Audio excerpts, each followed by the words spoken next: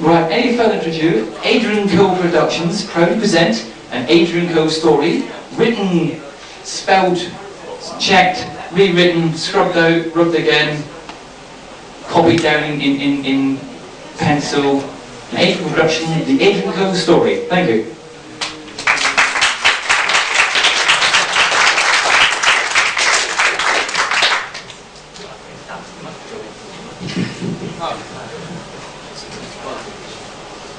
Okay. Right. Now this is what is known as an urban horror story. So what do I mean by urban horror story? Well, it means lots of things really. For example, it isn't a rural horror story. In no way could it be called agrarian. I mean, it's not what you'd consider to be set in a rustic framework. Countryside gets a pretty low profile. Well, actually, there isn't any. Adrian, you say there's no countryside? Yes, no countryside. Absolutely no countryside. It's urban, Dave. It's urban. Urban, no country. Next group, please. Thank you.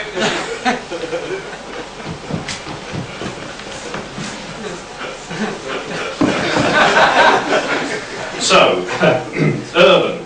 From the Latin urbs, meaning a city. A big place with lots of buildings and not too many trees, and definitely no forests. To be fair, you might get the odd shrubbery, but no hedgerows or copses. No shrubberies. Now, urban horror is an interesting area. It has proven to be quite a fertile field, metaphorically speaking. Urban horror has already provided us with a rich crop of ideas, so to speak. Yes, writers of urban horror have cultivated and harvested... let me try and put this another way. Urban horror writers have technically engineered and constructed and machined their craft to a fine art. These are vehicles, but not farm vehicles, that ride roughshod over our waking nerve ends. There are numerous classic examples of the urban horror story. No Mean City. City. A town called Alice. A town called Bastard. The City and the Stars. Hell is a City. All of which are pretty horrible. Now, I cannot deny that this particular novel that I'm writing at the moment, well, I'm not actually writing it at the moment, I'm reading bits of it to you. Well, I will be in a minute when I've finished preparing the ground. The allotment. The ground. Where was I? Oh yes, this novel. I can't deny that this particular story has been marginally influenced by the modern urban horror story, but only a bit. In no way is this a pastiche, or a copy, or a rip-off. There's a grain of inspiration, a few seeds of an idea in this, my urban horror novel. It's called The Mice. Just to emphasise my point, this is not a carbon copy of anyone else's work about, for example, rodents. I should point out that you'll not find any rats in this work. No rats. Pas de rats. Exclusive of rats. Nil ratum existum. Rats ist verboten. There are absolutely no great rats, small rats, lean rats, jolly rats, brown rats, black rats, grey rats, tawny rats. In fact, there's none of them either.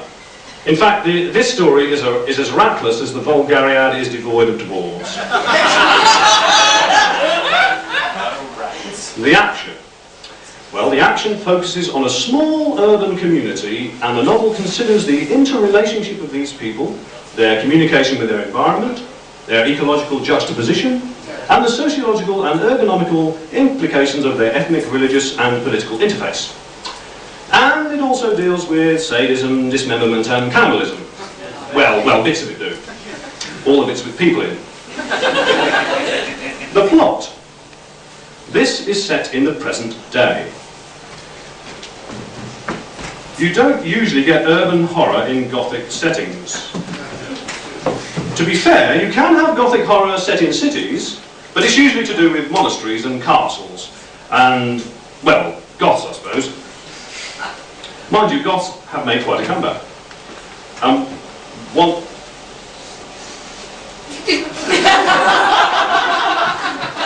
One of the things you often get in urban horror is vandals.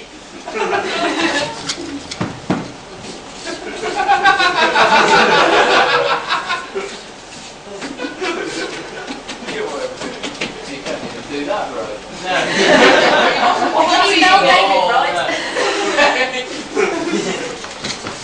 There aren't quite so many Huns, and I don't think the Visigoths ever really got off the ground. At first, events follow a normal, typical pattern for the people of the square. There's the usual monotonous and empty daily round of drug trafficking, pornographic movie making, race riots, transmission of sexually related diseases, and that's only on the streets. And then you get the chronic alcoholism, wife swapping, wife beating, wife abuse, arson, pillage, rape, hunt the serial killer, kill the serial hunter, and to top it all, the really horrible, disgusting stuff like washing, ironing, cooking, the daily round, the common task. Then things start to go slightly and subtly askew. Little things, not much in themselves, one might almost say insignificant, start to intrude gently into the unsuspecting day, like the torrent of acid rain interlaced with a plague of Panamanian geckos, a tidal wave of sewage that washes an entire terrace of houses away, and back again, and away again, and back again. And outbreaks of cholera, typhoid, beriberi, heebie-jeebie and hokey-cokey. At first, nobody is really aware of these changes. They're all too busy moaning and belly-aching about what a raw deal they're getting from life, and what a big shit dirty den is, and is he really dead, and if he is, maybe he'll come back as a zombie, which is quite a legitimate plotline for an urban horror story. The conversation in the pub at the heart of the square, the good old Vic, turns to such things. In fact, the girl who runs the pub, Big Shah, is getting a bit suspicious about her husband Grant. He hasn't been seen for a couple of weeks and she needs him to clean out the cellar, especially the mess where the half-eaten corpse is sticking out of one of the beer barrels. There are similar problems in the laundrette, where the washing machines are not quite functioning as normal, slowing down, rattling, creaking, stuff like that. Oh yes, I nearly forgot, and spewing out gallons of blood and half-digested entrails. Arthur the gardener keeps unearthing limbless torsos every time he goes digging, and that's only the window boxes. Big Pat has been attacked by a runaway steamroller. The driver is inconsolable. The pieces of the steamroller are scattered all over the square. And to put the lid on it, Michelle has found mouse droppings in her bedroom. Normally she wouldn't mind. She'd just sell them in the market as fuel so she could feed a starving 16 children. But she's had a job to move these mouse droppings as they're the size of beach balls. And the bad news is that there are 700 of them. A word about symbolism in the mice. I should point out, although the intellectuals among you, and I saw one earlier, oh no, it's a coat sound, sorry. The Jean-Paul Sartres among you will instantly recognise that the mutant mice are clearly metaphors for something far more terrifying. Although they can be seen on one level as oversized, cannibalistic, flesh-eating slaughter machines, they can be viewed completely differently, as huge, self-rending, carnivorous massacre complexities. Or on another plane, you could interpret them as being representative of massive, relative devouring carnage automatons. They are symbols, and we can draw obvious parallels with our own lives. For example, the psychological trauma of being attacked by hordes of whopping great organ-masticating gerbils, or herds of immense vampiric moles. It's the everydayness that's at the heart of urban horror. But there's a clear message here.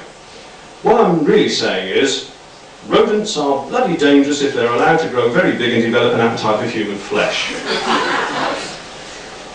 Now, just before I go into the reading of the extract from the novel, I did ask the committee of Armadacon if they would be able to provide me with a suitable costume for this, something rather lavish, I hoped, just to get the right feel of it.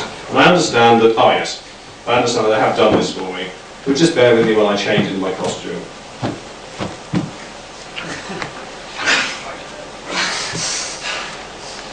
Thank you.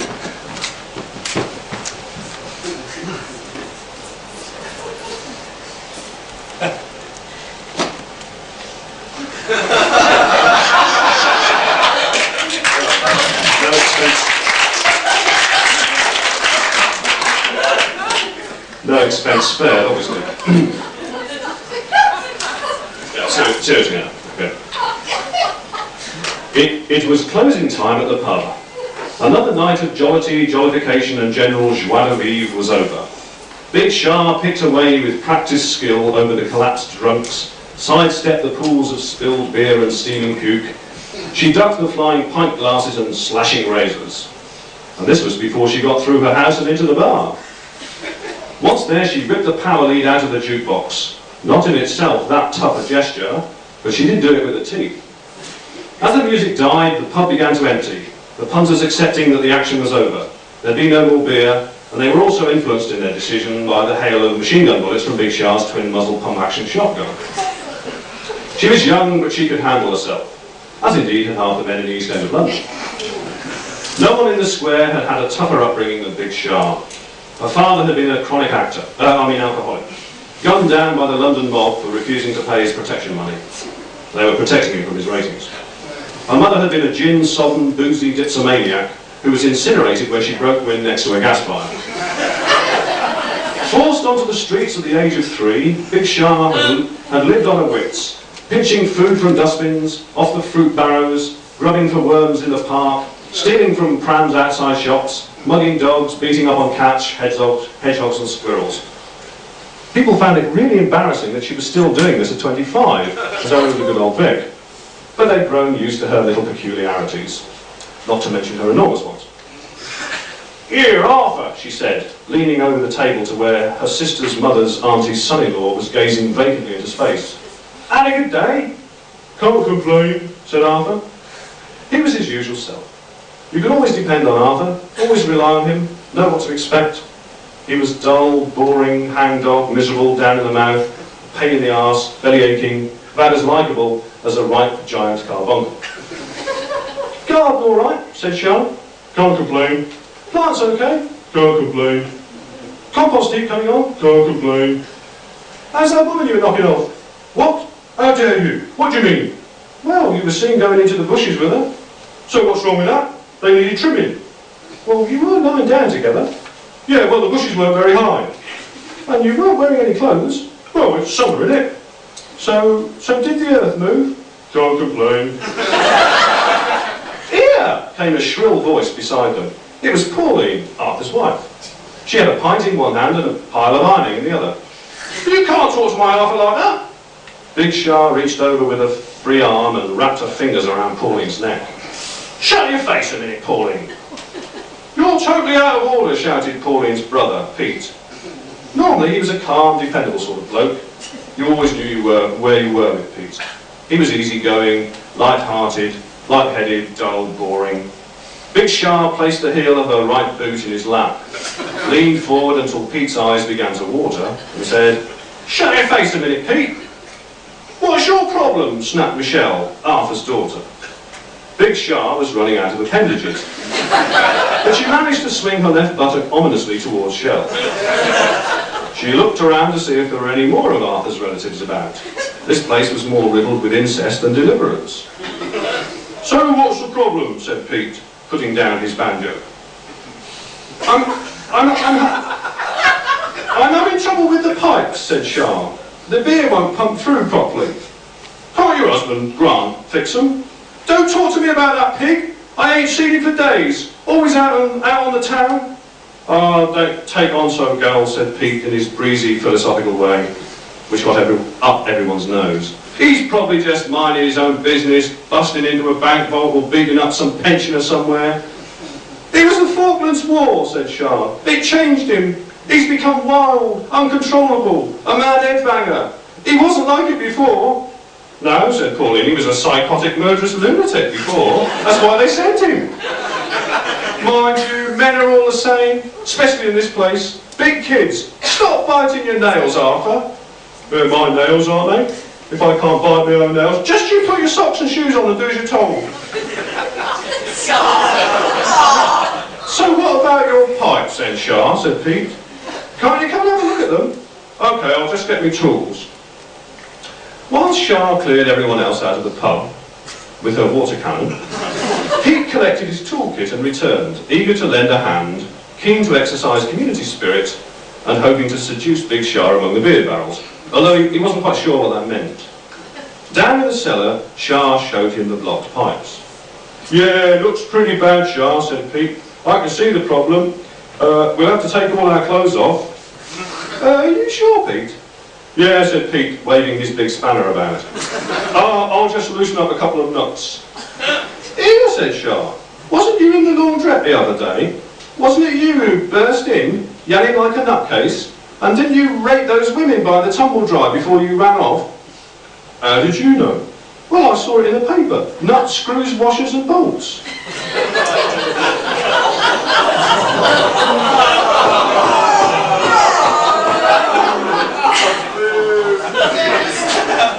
Pete was about to answer, when his eyes fixed on something protruding from behind one of the barrels. Here, Shah, what's this then? Shah prodded the fleshy mass with her boot, grimacing in recognition. It's my husband, Grant.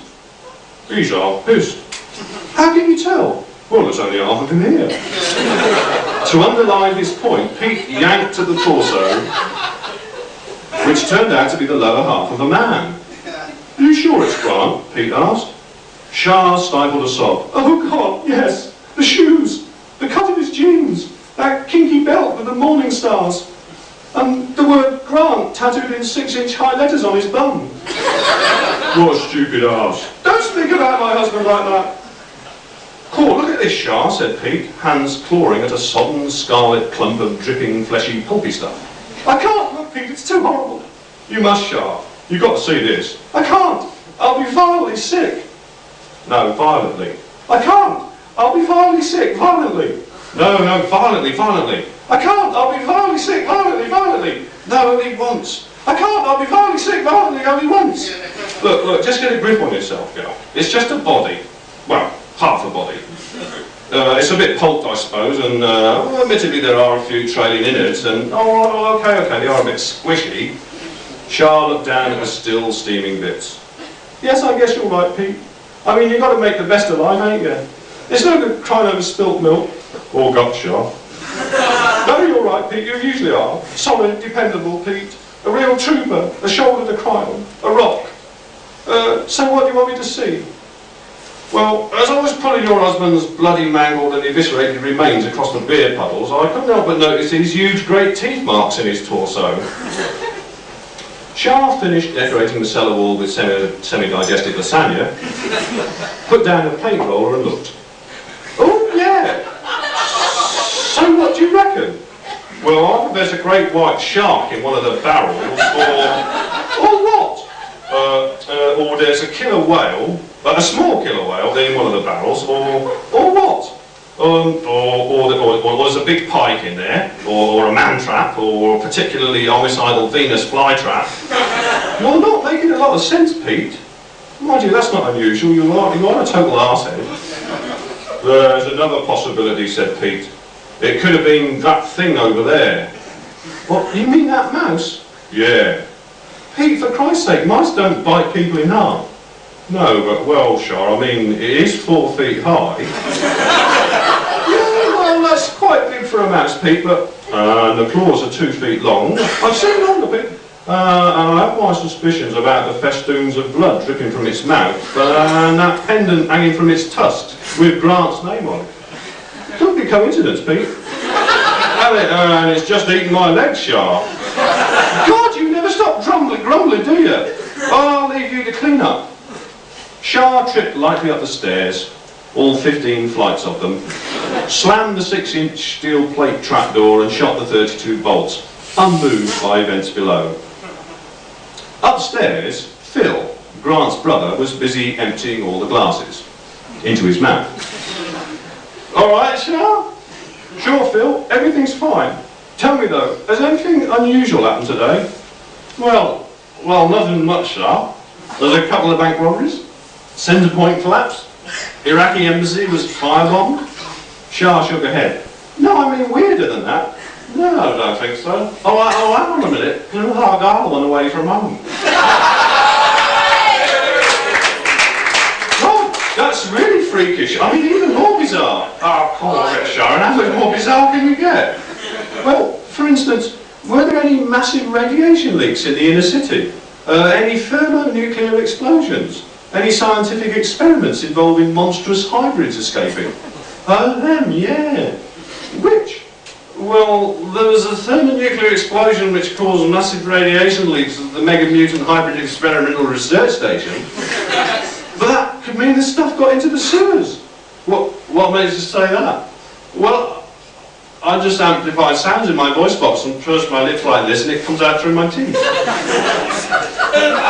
So there's all this hyperactive radio waves in the sewage, said Phil. I mean this hydroelectric sewage in the radiators. This hyperventilating radio valves in the sewer. Phil, it's in the sewers. It could get into the drains. What? The drain pipes?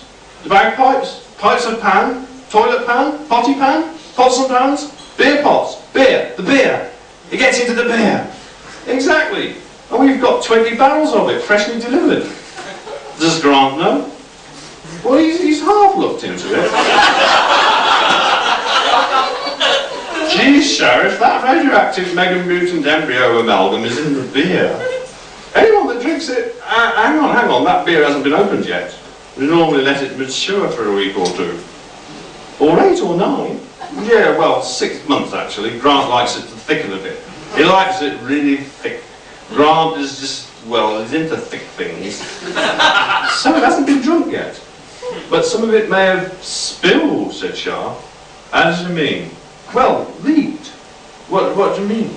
Dripped out of the barrel, dribbled, seeped. Well, what are you saying, Shah? Oozed, percolated, discharged, filtered, spouted. What, like trickled out? Extravasated, disemboweled, evacuated. I love it when you talk dirty, Shah. In fact, I love it when you talk. In fact, I love it. I just want to pressure you close to me, Shah, and feel your lips around me. I mean your arms. You want to feel my lips around my arms? No, I want to feel your lips with my arms. So you want to feel my lips with your arms about my arms about you? Where do your lips come in, Phil? I want to press them to yours. My what, my arms? No, your lips, Shah, your lips. I want to press your lips. Press my lips? Well, presumably with your fingertips. All of you, Shah, I want to press all of you. But you particularly want to press my lips standing on tiptoe with your fingers in my what, my ear? I think it was strained from the point, Shah. Well, perhaps you could use your fingers to point, Phil, once you've taken them out of my nostrils. The point, Shah, is the spillage. The fact that the mice could have... Shah staggered back. Mice? How did you know about the mice? How much do you know? Who told you? Why you? Why any of us? Where are they coming from? Who said? Why say it? What's the point? I'm here all day behind the bar, and what do I get, eh? Tell me that. Does anyone listen? Do they? Are they ever in? If you're asking me, Shah, I am asking you. Well, it's none of my business what Grant does. After all, he's my brother, and he's your husband. So that means we're married. Well, you're married to him, and my son... No, my mother. My mother is Grant's mother. And the mice? The giant mice? Phil looked askance. Well, he looked drunk, actually. Giant mice? Yeah, giant mice, Phil. I didn't know they were giant mice. Well, the one that ate Grant was a giant. What? Well, not ate him, bit him, Phil. Just bit him. Bit him? Yes, quite badly, too. How badly? Well, the lower half's okay, and the top half is probably a bit grazed. We'll know when we find it. Suddenly the door burst open and Frank came in. Come on, ain't you two got anything better to do than wrap your lips around your arms? Calm down, Frank. How's Big Pat? Said Phil. Big Pat's a lot better, Phil. Of course, she's lost an arm and a leg, and she'll get about better once her crushed spine is healed up and her migraine is cleared. Oh, she's got a migraine, said Shah. Poor woman. Yeah, I don't know what brought it on. I've been a bit hard on her, what with losing the house and the car and all our money. And I suppose there was the shock of losing her arm and leg and having her spine crushed by the gigantic mega mouse. Is it a severe migraine, said Phil? Yeah, well, I suppose it was a bit worrying to watch your arm and leg being eaten by a half-hundredweight mouse while it's sitting on your spine, crushing it. So you're saying the migraine's quite serious, said John. Well, it'll pass. Yeah, Pat's made of tough stuff. Well, apparently not. It's pretty soft stuff, but it's incredibly runny when you rip an arm and a leg off. Shah interrupted. I'd better be getting to bed. It's been a hard day. Frank shook his head violently. I shouldn't go up there. Why not? They've taken over. The place is overrun with them. Poking their noses into everything, where they're not wanted, digging up the dirt, turning it all upside down. The old Bill, said Phil. Christ, every time me and Grant go out somewhere, they come snooping around. What have we ever done? Well, there was that lorry load of furs you hijacked last week. Oh, yeah, you had to bring that up. And the triple bank robbery with the sawn-off shotguns. We never killed anyone, Shah. Bit of maiming and mindless vandalism, that's all. Yes, and the napalm bombing of the chemistry warehouse and the 250 hostages you stuffed with nitroglycerine. Oh, leave it out, Shah. They was all bent. Well, they were when you finished with them. Look, said Frank, you've got trouble upstairs, and I don't mean the old Bill. It's far worse. Oh, not football hooligans. No. National Front? No. IRA, PLO, KGB? Worse. Oh, geez, not Jehovah's Witnesses. No, it's them mice. The killers. The ones who ate your brother, Grant. What? Bit him, said Charles. They only bit him. In half, said Frank. Right, said Phil.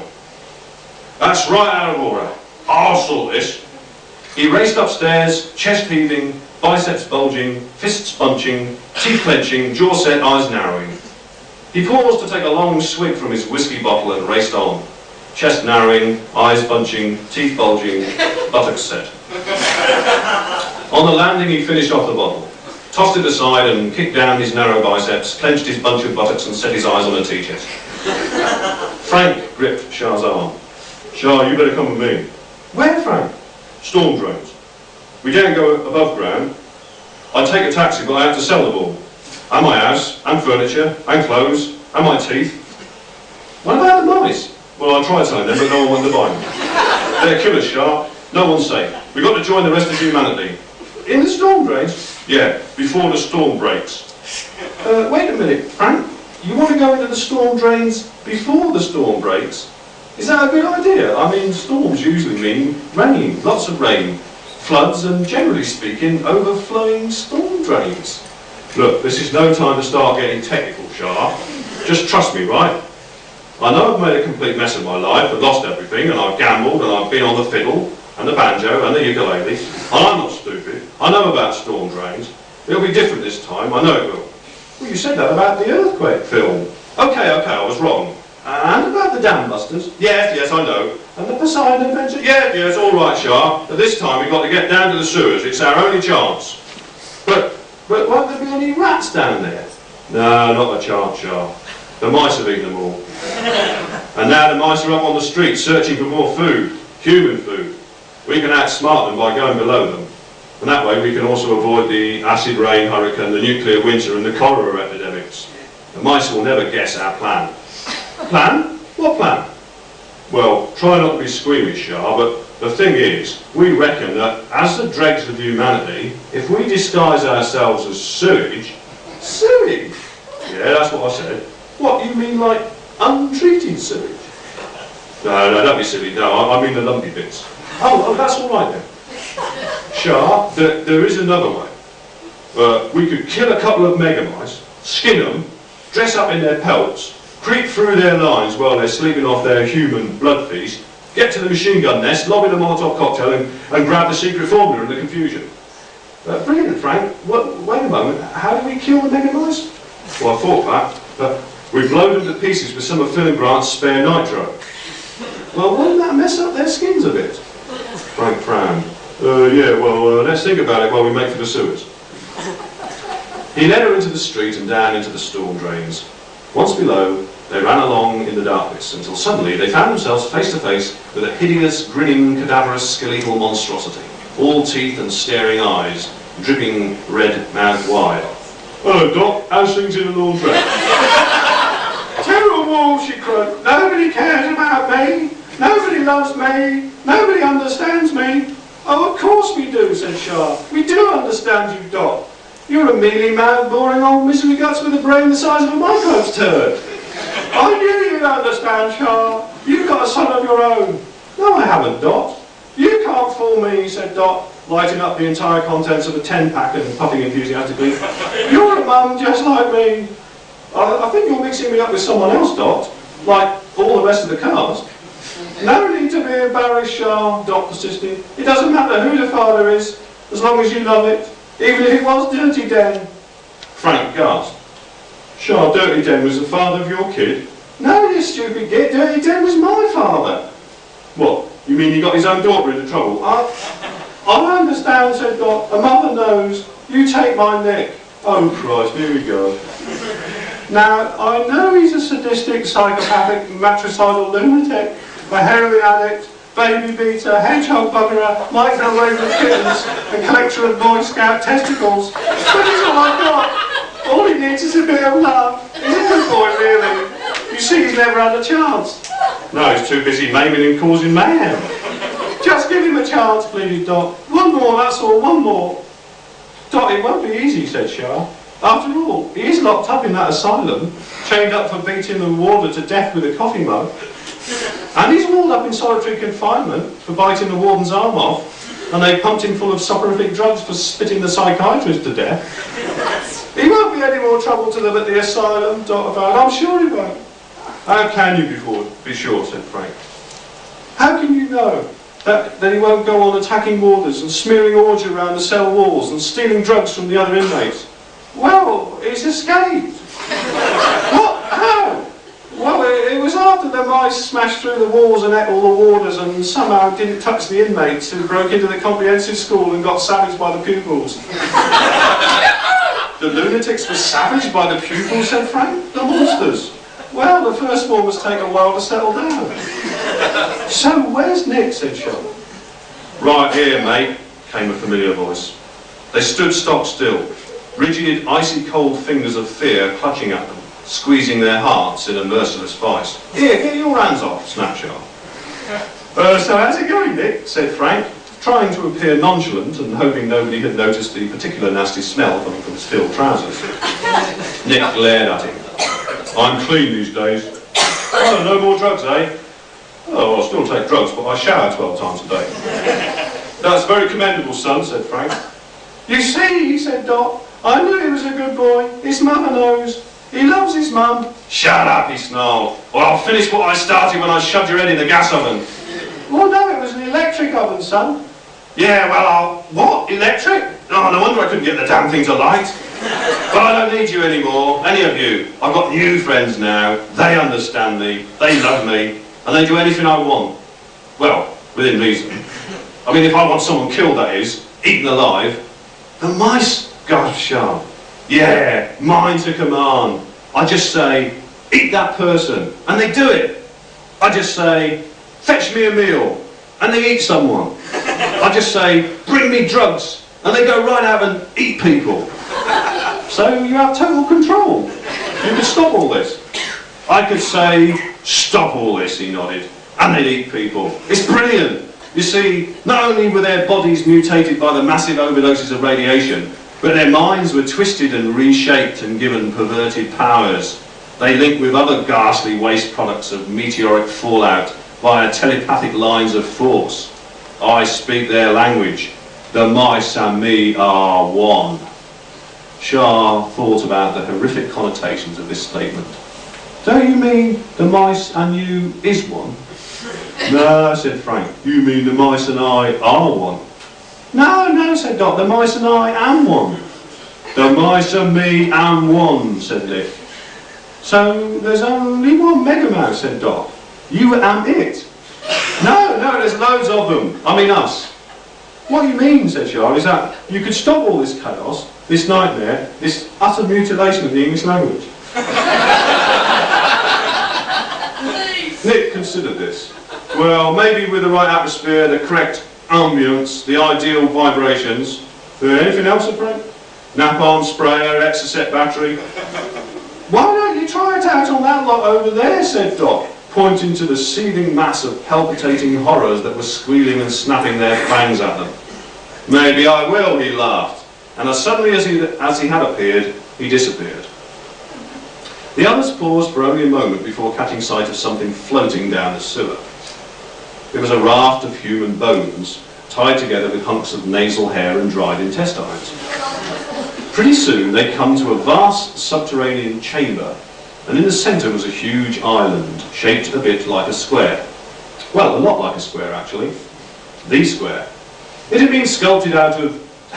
well, never mind the details. And it was crammed with the human refugees from above. These were the last bedraggled survivors of mankind. From these stalwarts would come the brave new world. Humanity's ultimate shout. Its last gasp. Its final fart of defiance. Around them, the mice hordes were already crowding the sewers, preparing for the invasion, the Armageddon, the Gotterdammerung, the Ragnarok, the Waterloo, not to mention the Portaloo.